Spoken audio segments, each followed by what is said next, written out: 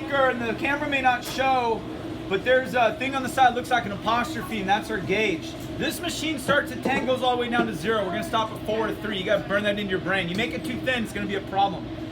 Some machines, like the other one, start in a low number, go high, so you just gotta know your machine. There's a tray gonna slide in the back that's gonna support the pasta. You guys, the sheets, you guys mounted this, and it should be equal with the bar that supports the shelf to the right where your KitchenAid attachments go.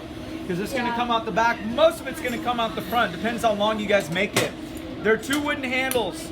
You want the bigger wooden handle that's gonna go right next to the blue, okay? Now this cutting attachment we don't want in the way for the moment, as it's just gonna be clutter. If you need to, again, it's the brush, my cleanies yesterday, getting all that out, and a potential towel. Okay, now I'm gonna take my dough and we're gonna save half of it for the other group, because well, I got the other half.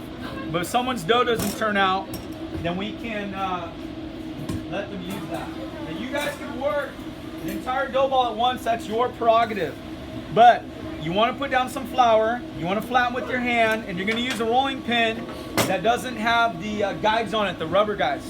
If you have one with handles, make sure you push on the pin itself, not the handles, you might snap it off.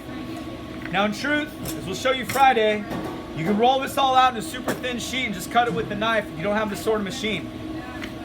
But once you guys get it fairly flattened, then it's time to send it through the machine. Now when you send it through the machine, it's going to come out thinner on the other side, and every time you do that, you want to flour it. When you flour it, it's not like little itty bitty, it's a lot of flour, and whatever doesn't want to stick will fall off. You don't skip a number, and you add flour every single time. 10 becomes 9. Well, you add flour every single time until you get more experience to know that there's still flour there. 9 becomes 8. Okay, there's still flour there. 8 becomes 7.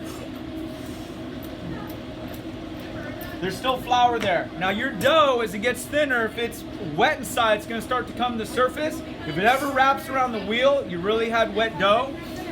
You need to try to fight the urge to have perfect sheets, because it's going to get cut in thin strips, so it's not so critical. If we were making like big sheets of lasagna or ravioli, then we'd want bigger, wider sheets. But if you want, I want a wider sheet, Mr. Noel, then just overlap it, okay? Or if your dough is too wet, put flour in the middle, overlap it, okay? Go back a number, and it will start to incorporate into one consistent sheet the next couple times you take it down.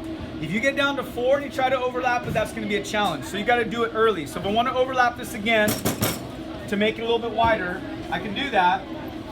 And though it may be kind of layered, it's getting a little bit wider, and then I can proceed.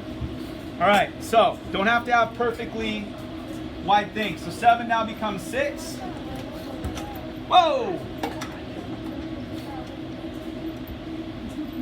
Ay, ay, ay. Okay, in 6, flour becomes 5. And again, yours can be twice as long if you have one big dough ball. And 5 becomes 4.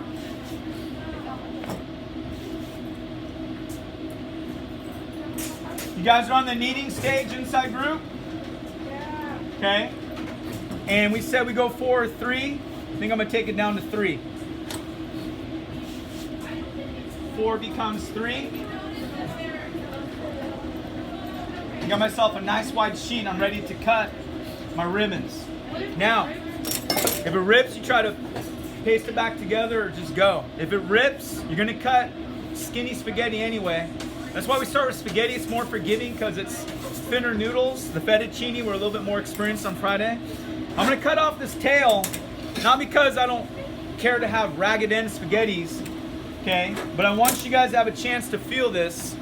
So everyone's going to get a little piece, and what I want you to do is pinch it and tell me if you feel moisture on the inside. So when you pinch this together with your fingers, does it stick to your fingers?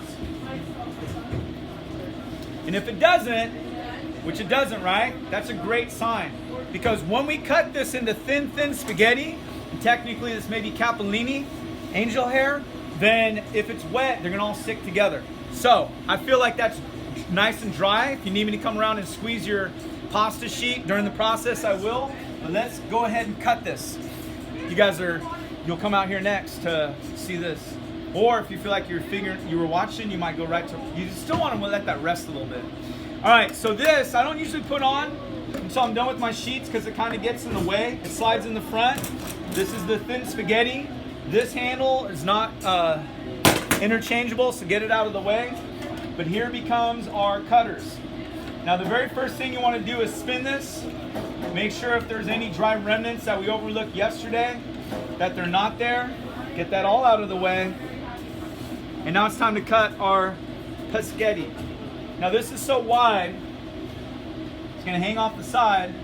But if you start spinning, once it catches, it's gonna come out the other end. All right, and when that comes out, you would like to fluff it up with a little bit of flour, just to make sure they stay loose. For dinner, does that look like a dinner portion? For a single person? That's for me. I've never been to Italy. Why don't you guys send me a going away prize when I retire? But I understand Italy, that might be like 3 servings because they eat like 6, 7 courses. So our big mountains and meatballs and all that stuff, that's more of an American thing. But that is your spaghetti. Okay, so you guys will want to put that onto a sheet pan so you can take it over the water when the time comes.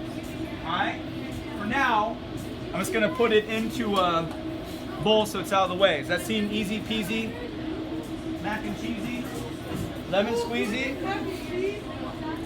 I've made mac and cheese from scratch by making my own sauce, but we don't have the cutter to make the tubes. But yeah, I think I got a good mac and cheese.